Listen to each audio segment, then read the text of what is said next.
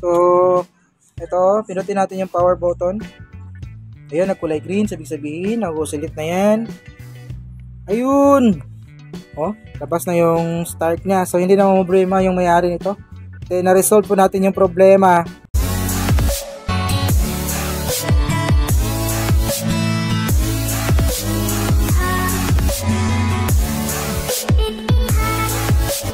Lahat mga paps, no, and welcome back again sa ating channel. So for today's video, meron akong i-recap dito mga paps sa ating ginawa dito. Bale, Stark TV 32 inches, no.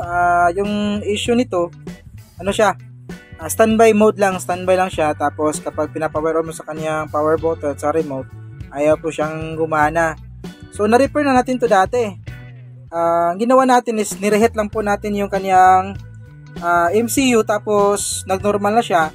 Then mga isang linggo bumalik yung may-ari, ganun pa rin yung bumalik yung dating problema niya, standby mode na lang.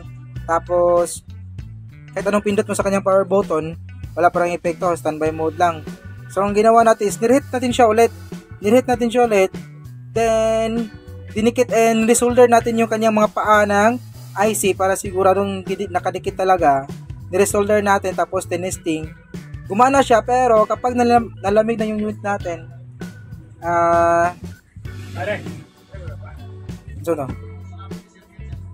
kapag lumamig na siya, standby mode na naman siya, balik standby na naman siya, hindi na siya nagpa-power on. So kung iinitin natin gamit yung hot air, gagana siya. Tapos kapag lumamig na yung unit natin, balik standby na naman.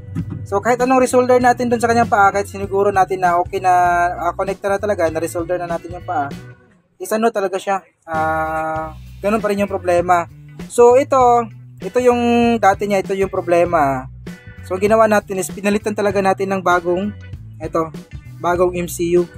Bali ito yung na-order natin matagal na, mga isang taon na siguro. Tapos kinabit natin, hindi nagkasya kasi yung style ng number nito, chumbi nito, same number pero square talaga. Ito is rectangle Dalawang klase pala yan, dalawang size. So hindi po siya nagkasya. So ngayon meron tayong dito na kailangan ng bagong MCU. Dito nagamit na talaga yung na-order natin, na stock ng napakatagal na panahon, no. In-order natin to, hindi to nakabawi nito. Ngayon mababawi na natin to kasi meron na gamit na natin. So ito pala yung model, kita ko. Model natin is, ayan, basahin nyo na lang. HA101AX Stark LED TV. So ito yung problema niya, yung MCU Chumbi 59XUS-Z1. So ginawa natin dito mga paps, siyempre tinanggal natin siya. Bali mahirap kasi tanggalin to kapag hindi natin ginamitan ng ganitong style. Bali may na-upload na ko na kung paano tanggalin yung mga MCU, kasi meron siyang ito sa may tiyan niya, meron siyang metal na nakadikit doon sa PCB. Kaya kahit na lumambot na po yung kanyang paa, kapag hindi na palambot yung sa may gitna, hindi mo talaga siya matatanggal. So kailangan, paano siya matanggal? Yung init ng hot air natin is nasa mga 390 degrees Celsius. Tapos kapag batansya mo na lumambot na po yung kanyang paa, kasi konti lang naman yung hinang dyan, madali lang po niyang palambutin. I-focus yung init doon sa kanyang dito sa may gitna, para matamaan yung dyan sa may lalim dito sa kanyang tiyan, para malalambot yung hinang dito, para matanggal mo siya pataas, mahatak mo siya pataas, no.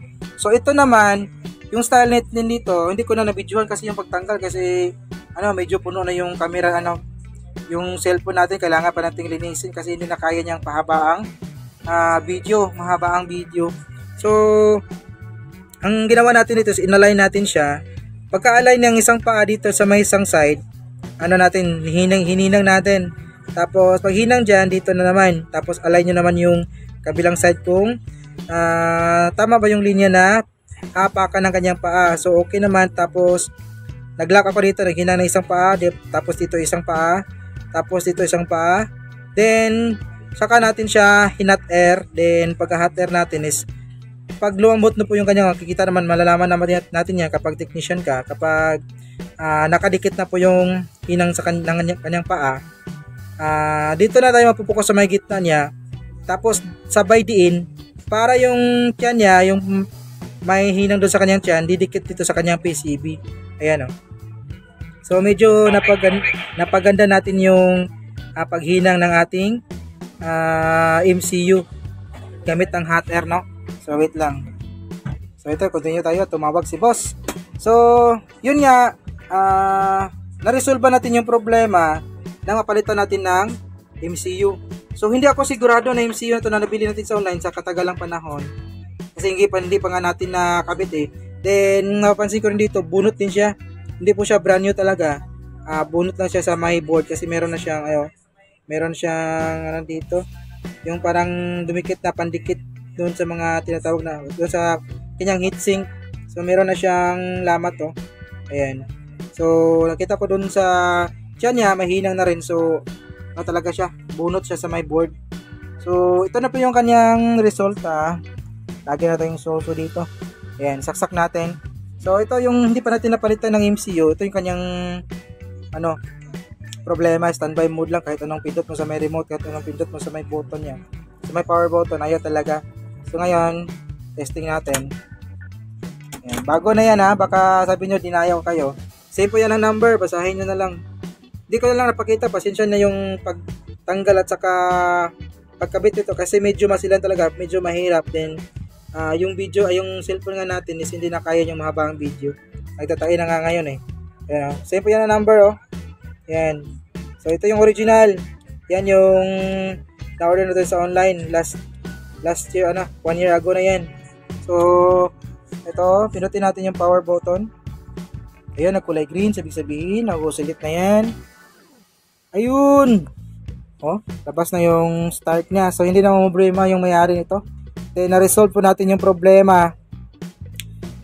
Tsaka nagamit na rin natin yung na-stock natin na piyesa, yung MCU natin, yung Chumbi. Ayan So yung mga ganitong repair, kasi nagawa natin to dati, nirehit natin, yung parts na lang yung babayaran ng may-ari. Bale yung labors, cover po yan sa warranty natin Kasi meron tayong 3 months warranty. Same problem, 3 months warranty. So yung parts na lang yung babayaran ng may-ari nito. Ayan. So pasensya na kayo kung hindi ko nagawan talaga yung video natin na pagtanggal sa pagkabit, kasi nga sabi ko kanina, maproseso siya, mahaba yung trabaho, tapos yung cellphone natin hindi kaya yung mataas na video Ayan, so yun na nga mga paps hanggang dito lang siguro yung video natin at maraming salamat sa mga natsagang nanood May God be with us always, and this is your service Rai Crosette. See you on our next video. Bye bye.